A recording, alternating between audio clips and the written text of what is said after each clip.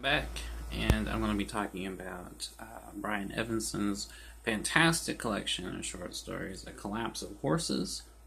And it is, as I said in a previous video, one of the best short story collections I've read.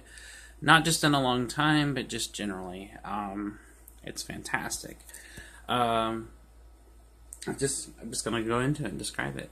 So it's a collection of horror stories. They're very literary. They're written in a very minimalist style. It reads as if Raymond Carver decided to write horror fiction. They're all very good. And the thing is, it's hard to talk about them without wanting to tell them.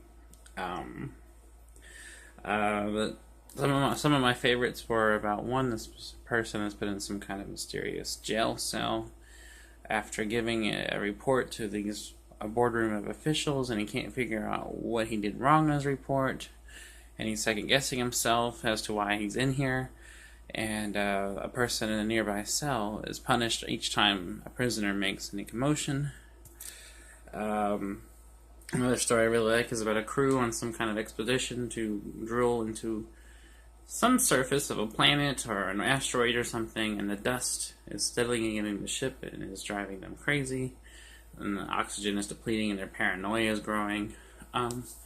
It's just good. There's several stories here, most of them very short, but they're all very unsettling and they're very good. Very well written. I was blown away by the talent of Evanson, and I definitely will be reading more of his fiction. And seeing as how he's a writer I've just heard of, and have not talked about in any kind of mainstream way, or that he's basically unknown in the mainstream, is sad, because this guy is majorly talented. This guy is fantastic. And it's sad that he's not a mainstream name. He's such a good writer, he ought to be a household name.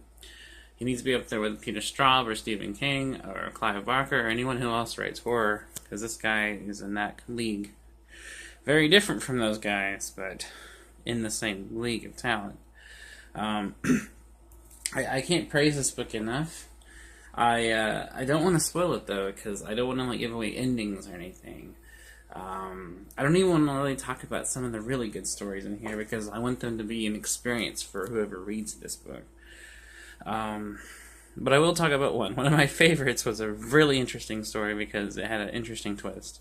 But the setup is, without giving anything away, this grown man is reminiscing about when he was a child. Him and this friend of his would play a game, or kind of a game, called The Punish, and they would steadily dare each other to do more and more risque things. And it ultimately culminates in the other kid cutting off the main character's finger.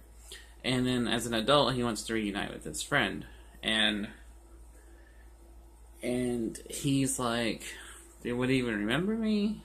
Would he still want to talk to me?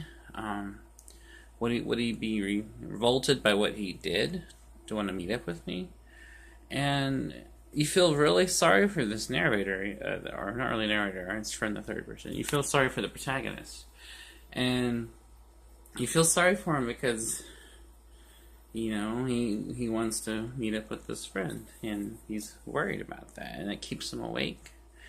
And also it talks about how the loss of his finger affected him as an adult, and it's very sympathetic. I don't want to go any further than that, but just read these stories. Read A Collapse of Horses. It's fantastic. Because Brian Evanson needs to be out there. He needs more recognition. This dude is fantastic. So anyways, that's all I want to say about this book. But while I may not seem that enthusiastic, I do highly, highly recommend it. And it's actually one of the best books I've read in a while, which is saying something, as I've been reading a lot lately. So I'll try to talk about some other things in another video soon, and hopefully I'll have another one up soon. I don't know when I'll be able to film another one, but till then, I'll talk to you guys later.